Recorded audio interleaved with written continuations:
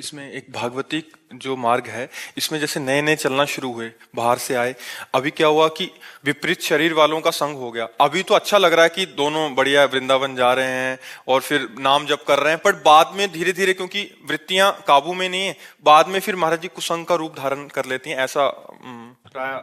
देखो, काम, क्रोध, लोभ, मोह, मद, मत्सर, ये 6 दोष हैं जो जीव को पतन के मार्ग में ले जाते हैं। इससे साधक कैसे बचे महाराज जी? अब वही बताया ना कि जिस वस्तु, व्यक्ति, स्थान के संग से हमारा भजन छूटे, हमारे गंदे आचरण बनने लगे, हमारा मन गंदा होने लगे, चूंकि क्या होता है इन अवस्थाओं में, जैसे भजन मार्ग में चल रहे हैं और साल भर से संयम में है, मन को एक जलन होती है, उसको भोग चाहिए। खुली बात समझो, मन को विषय चाहिए।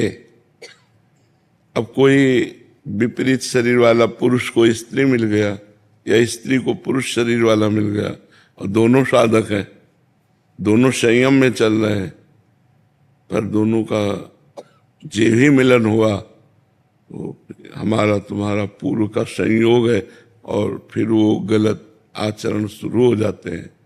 तो हमें लगता है कि इसीलिए गुरु आज्ञा में रहना अनिवार्य है, गुरुजनों की आज्ञा में रह करके कि अगर ऐसा है कि भगवान का हमारा आपका संयोग है तो चलो गुरु जी के पास और उनसे हाँ करवा दो, तब तो गुरु से चल तो भाग जाएगा, फिर कोई साथ थोड़ी आएगा। फिर ऐसे क्या है कि मीठी मीठी बातें करके हम लोग आपस में भ्रष्ट हो जाते हैं और फिर जब साल 6 महीना बाद कटुता पैदा होती तो फिर अलग अलग होके एक दूसरे की निंदा करने लगे। फिर साल 6 महीना रहे तो फिर वो याद आने लगता है विषय सेवन, जहां विषय सेवन याद आया फिर वो काम जगा, फिर दूसरा कोई मिल गया, फिर भ्रष्ट हो गया। ऐसे जन्म के जन्म हम गंवाते चले आ रहे हैं।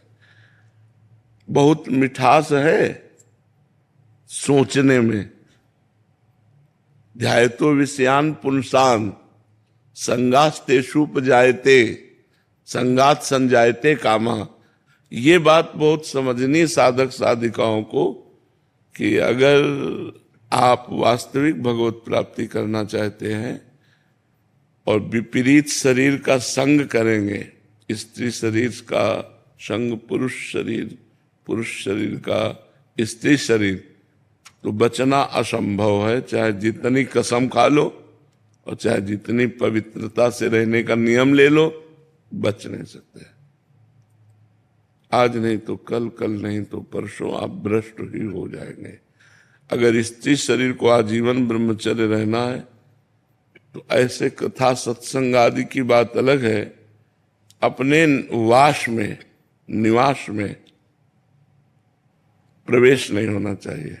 बहुत सारा युवा वर्ग आपसे जुड़ा हुआ है, कॉलेज के बच्चे जुड़े हैं, वो नए नए बच्चे हैं, बाहर से आते हैं, तो प्रायः हम आपको बताएं ना, ये गंदगी बहुत फैल रही कि हम तुम साधक हैं। जी महाराज जी, वो संग तो अच्छे के लिए हुआ, दोनों भगवत प्राप्ति के मार्ग पे चलेंगे, फिर वो कुसंग में परिणत हो गया। हाँ, अब जैसे नई नई बच्चियां, नए नए बच्चे भजन करना चाहते हैं, अब अंदर इंद्रियों की विलासिता मांग कर रही भोगों की, तो कहीं ना कहीं आकर्षण हुआ, वो भजन नहीं हो।